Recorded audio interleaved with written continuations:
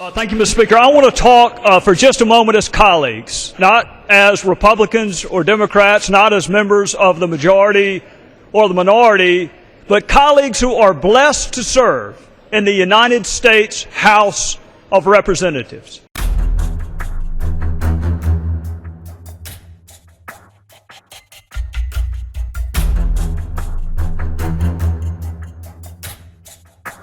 We run every 2 years because they intended for us to be closest to the people. The president was given different duties and powers. The president was given the duty to take care that the laws be faithfully executed. So my question, Mr. Speaker, is what does that mean to you, that the laws be faithfully executed? We know the president can veto a bill for any reason or no reason.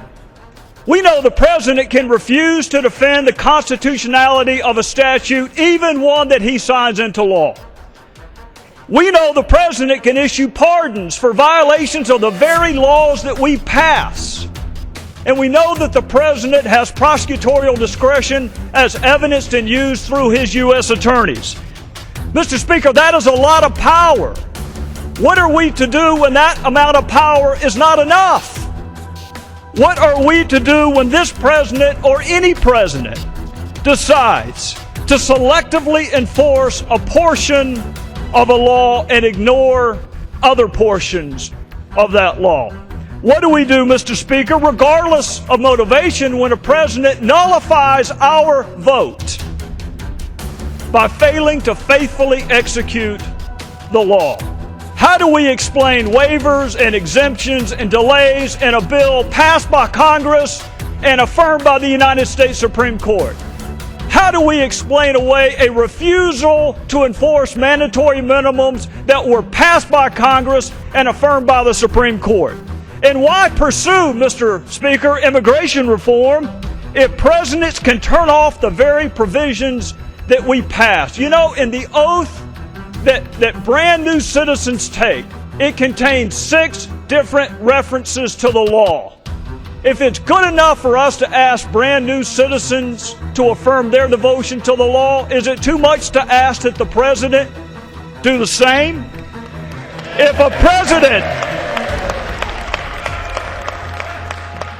a president can change some laws, can he change all laws?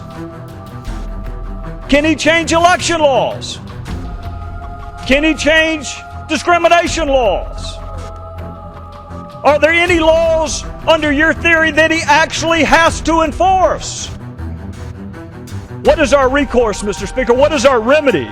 Some would argue the framers gave us the power of the purse and the power of impeachment, but Mr. Speaker, those are punishments, those are not remedies. What is the remedy if we want the executive to enforce our work?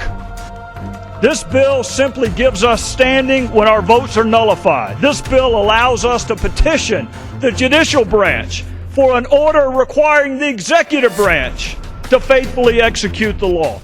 Mr. Speaker, we are not held in high public esteem right now. Maybe we would be more respected if we had a firmly rooted expectation that when we pass something as law, it be treated as law. Maybe we would be more respected if we put down party labels and a desire to keep or retain or acquire gavels and picked up the history, the tradition, and the honor of this, the people's house. Mr. Speaker, the House of Representatives does not exist to pass suggestions. We do not exist to pass ideas. We make law.